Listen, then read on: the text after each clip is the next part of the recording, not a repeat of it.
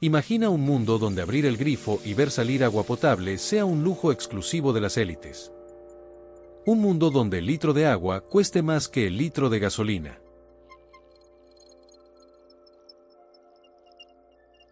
No estamos hablando de ciencia ficción, ni de un futuro lejano.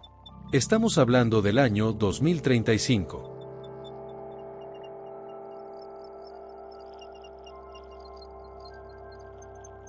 Mientras el mundo discute sobre el precio del petróleo o el Bitcoin, en silencio, se está gestando la crisis más grande de la historia moderna.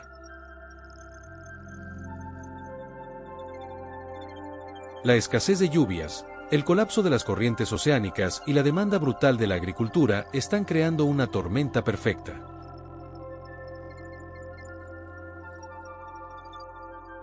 Hoy, analizamos por qué el agua está a punto de convertirse en el recurso más costoso del planeta. Cómo esto disparará una inflación mundial sin precedentes, y responderemos a la pregunta incómoda: ¿fue el intento de Donald Trump de comprar Groenlandia una locura, o la jugada geopolítica más astuta del siglo para controlar el agua?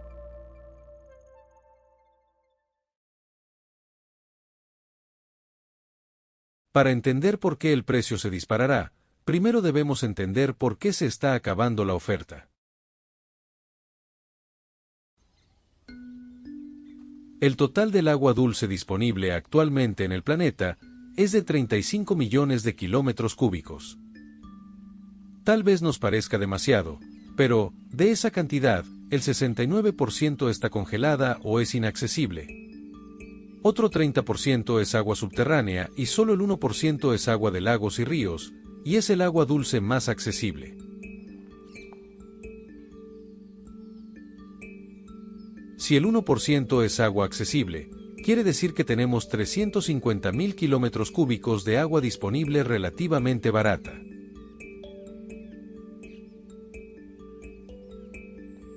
Sabemos por información suministrada por la FAO, que el planeta consume cada año alrededor de 4.500 kilómetros cúbicos de agua dulce, por lo que calculamos que tenemos agua para 80 años aproximadamente, con un consumo constante. Sin embargo, acá viene el problema. Esa agua dulce calculada se está evaporando y contaminando a una velocidad aterradora. Además, como veremos más adelante, la inteligencia artificial está generando una presión aún mayor. El calentamiento global ha alterado las corrientes oceánicas y los patrones de lluvia. Donde antes llovía, hoy hay sequía. Donde había hielo, hoy hay mar abierto. El derretimiento de los glaciares y los casquetes polares no solo eleva el nivel del mar, sino que elimina nuestras reservas de agua dulce congelada. A esto sumemos la deforestación. Sin bosques, no hay retención de humedad. Y lo poco que nos queda, lo estamos destruyendo. La contaminación de fuentes hídricas por minería e industria está reduciendo drásticamente el agua potable disponible. No es solo que llueva menos, es que estamos rompiendo el ciclo del agua.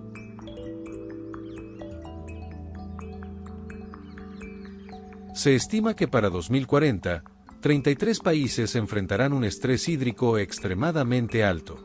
La oferta cae en picada, pero la demanda explota.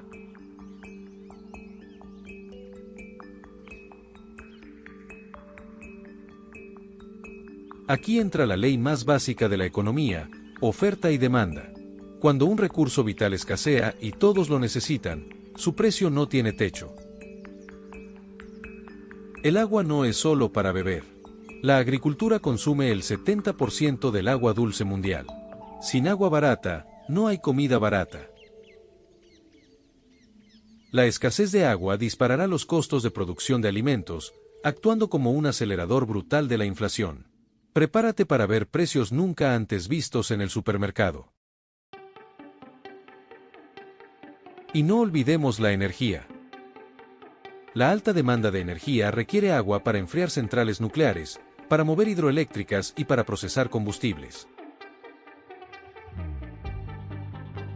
Si el agua sube de precio, la luz sube de precio, el transporte sube de precio, y toda la cadena de suministros global se encarece. Pero hay un devorador de agua silencioso del que nadie habla.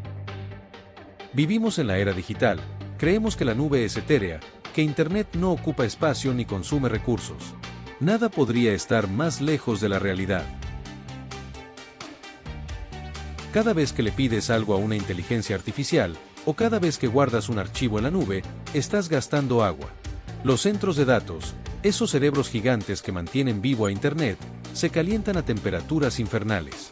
Para no derretirse, necesitan sistemas de refrigeración que consumen millones de litros de agua dulce al día. Escucha este dato. Se estima que entrenar un solo modelo grande de inteligencia artificial puede consumir tanta agua como la necesaria para llenar una torre de enfriamiento nuclear. Google y Microsoft ya han reportado aumentos masivos en su consumo hídrico solo para mantener a sus inteligencias artificiales funcionando. Se estima que 64.000 millones de litros de agua al mes se podrían estar consumiendo de manera muy aproximada para que funcione la IA a escala global hoy en día. Esta cifra refleja el agua utilizada principalmente para refrigerar equipos y la que se emplea indirectamente al generar electricidad para centros de datos. No hay reportes auditados públicamente que desglosen un consumo independiente con precisión absoluta. Para el 2035, la tecnología no solo competirá por la electricidad, sino que competirá con la agricultura y contigo por el mismo vaso de agua. La paradoja es esta: para avanzar tecnológicamente, estamos secando el mundo físico. Y esto nos lleva a la geopolítica. La historia nos dice que las guerras del siglo XX fueron por el petróleo. Las del siglo XXI serán por el agua. ¿Recuerdan cuando Donald Trump sugirió comprar Groenlandia y el mundo miró a las tierras raras? Quizás no era la razón principal. Groenlandia posee cerca del 10% de las reservas de agua dulce del planeta en forma de hielo. Controlar Groenlandia no es solo controlar territorio o tener reservas de tierras raras, es controlar el grifo del futuro. Las potencias mundiales ya no buscan solo oro o litio. Buscan acuíferos. Países comprando tierras en otros continentes solo por sus derechos de agua.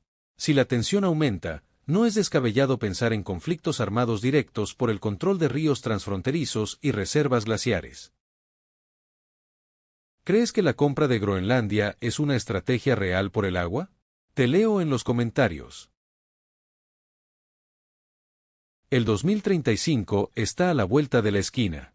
El agua dejará de ser un derecho para convertirse en un commodity, un activo financiero que cotiza en bolsa, como ya empezó a suceder en California.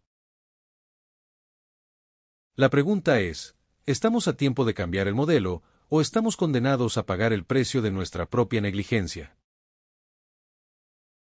Si te gustó este análisis, suscríbete a Ciberecología para seguir entendiendo cómo funciona realmente el mundo.